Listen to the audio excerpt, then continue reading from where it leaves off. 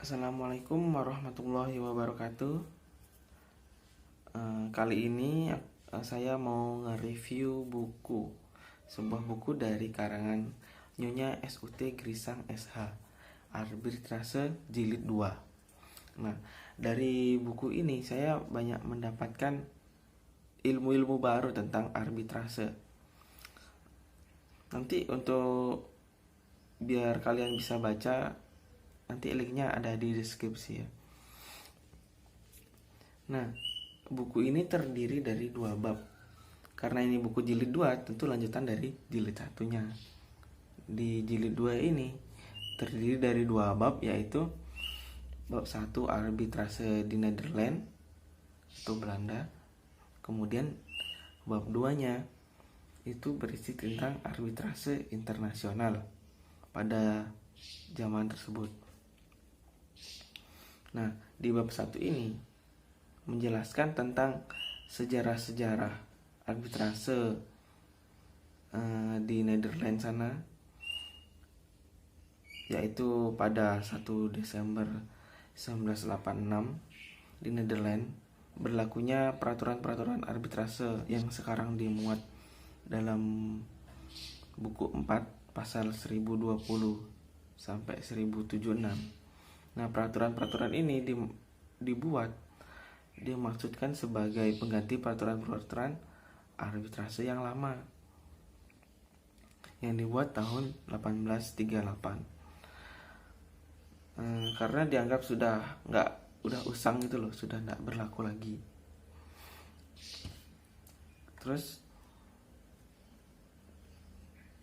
dari sini diterapkan lagi, terus berkembang menjadi arbitrase internasional. Nah, arbitrase baru yang sekarang ini di dalam buku 4 RV ini dibagi dalam 2 bab. Yang pertama, arbitrase di Nederland pasal 1020 sampai 1073 RV. Terus di bab 2 arbitrase di luar Nederland pasal 1074 sampai 1076 RV. Jumlah syarat mengenai diperkenankan arbitrase itu ada 3, yaitu arbitrase harus berdasarkan kesepakatan pihak yang bersangkutan.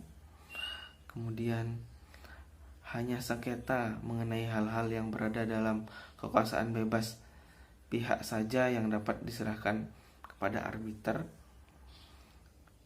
Ketiga, yang dapat diterima arbitrase hanyalah sengketa-sengketa. Dan selanjutnya yang disebut dalam pasal 1020 ayat 4 RV. Dalam arbitrase ini ada segi-segi positifnya. Contohnya dari segi positifnya itu sering peradilan pemerintahan dianggap lamban dan memakan biaya. Sedangkan arbitrase diharapkan penyelesaiannya yang lebih cepat dan biayanya lebih murah. Nah, yang kedua, dalam arbitrase pemutusan sengketa dapat diserahkan kepada orang yang di bidangnya. Jadi yang lebih mempunyai keahlian khusus gitu loh pada suatu hal tersebut. Kemudian yang ketiga, arbitrase tidak ada kewajiban harus memakai pengacara, sehingga yang berperkara dapat langsung hadir sendiri gitu. Jadi nggak perlu uang banyak sih juga ya. Nah, kemudian ada negatifnya. Salah satunya di buku ini ditulis katanya penyelesaiannya tuh lebih lambat dari peradilan pemerintah. Kemudian yang kedua tuh banyak timbul kesulitan yang harus diadili oleh hakim. Jadi lebih sulit gitu loh, lebih berbelit-belit gitu kata buku ini. Terus di buku ini menjelaskan tentang eksekutor ketua pengadilan. Eksekutor ini adalah tindakan ketua pengadilan negeri untuk memberikan extraordinary title pada putusan arbitrase. Oleh karena itu, putusan tersebut dapat dilaksanakan bila perlu dengan bantuan alat negara. Eksekutor ini berupa cap yang dibubuhkan di atas putusan arbitrase atau penetapan tersendiri. Syarat untuk diberikan eksekutor adalah bahwa putusan arbitrase dapat dilaksanakan dan bahwa oleh salah satu pihak diajukan permohonan kepada ketua pengadilan negeri yang berwenang untuk diberikan eksekutor. Dan terus di buku ini juga jelasin bagaimana upaya-upaya hukum terhadap putusan arbitrase. Ada 3 upaya hukum terhadap putusan arbitrase di sini, yaitu 1, banding, yang kedua pembatalan, yang ketiga rekas sipil. Kemudian untuk dasar pembatalan putusan arbitrase menurut pasal 1065 RV terdapat 5 dasar untuk pembatalan arbitrase. A. Tidak adanya persetujuan arbitrase yang sah. B. Susunan peradilan arbitrase yang salah. C. Tidak diikutinya perintah oleh peradilan arbitrase. D. Tidak adanya tanda tangan atau tidak adanya motivering pada putusan. Yang E. Bertentangannya putusan arbitrase dengan ketertiban umum atau kesusilaan yang baik. Selanjutnya kita lanjut ke bab 2 yang berisi tentang arbitrase internasional.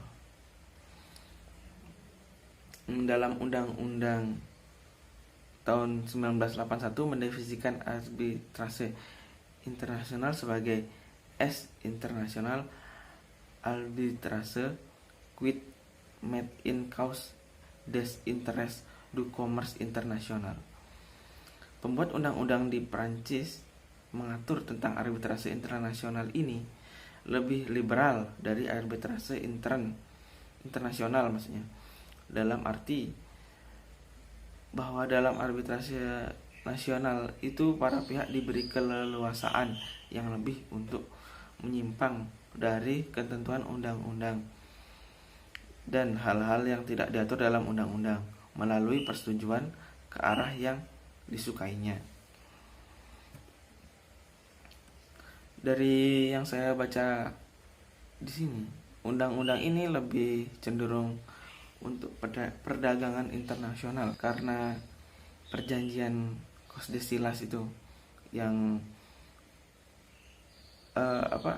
perjanjian perdagangan dibelah menjadi 2 itu, yang ada yang barat, ada yang timur seperti Portugis sama Belanda pada zaman tersebut. Maka terbentuknya undang-undang ini, mungkin seperti itu, opini saya seperti itu. Terus dari segi-segi positifnya arbitrase internasional ini banyak dipakai pada jual beli barang dagangan seperti coklat, kopi, teh, gandum, makanan ternak, minyak, pelumas, gula, besi, dan lain-lain.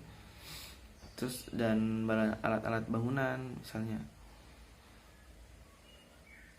bikin proyek bangunan, misalnya rumah sakit, jalan, pabrik di negara-negara berkembang. Terus hukum laut seperti bikin proyek bangunan, misalnya rumah sakit, jalan, pabrik di negara-negara berkembang. Terus hukum laut seperti sengketa charter party, joint venture, misalnya untuk proyek-proyek besar. Terus persetujuan membeli jasa hotel, seperti itu, izin pemakaian merek. Terus yang negatif, biaya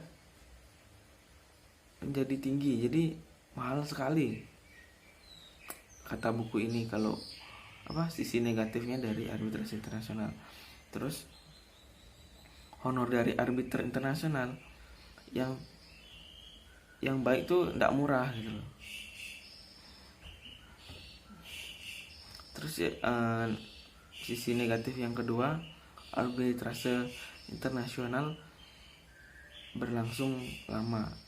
Mungkin karena mirip sama yang arbitrase Netherlands tadi tuh berbelit-belit mungkin ya, makanya lebih lama. Mungkin untuk review buku ini cuma segini dulu ya. Kemudian nanti kalau misal kalian pengen baca, nanti ada linknya di deskripsi. Apa kalian ingin menggali-gali lagi yang belum saya jelaskan, mungkin ada bukunya di deskripsi. Sekian, terima kasih. Wassalamualaikum warahmatullahi wabarakatuh.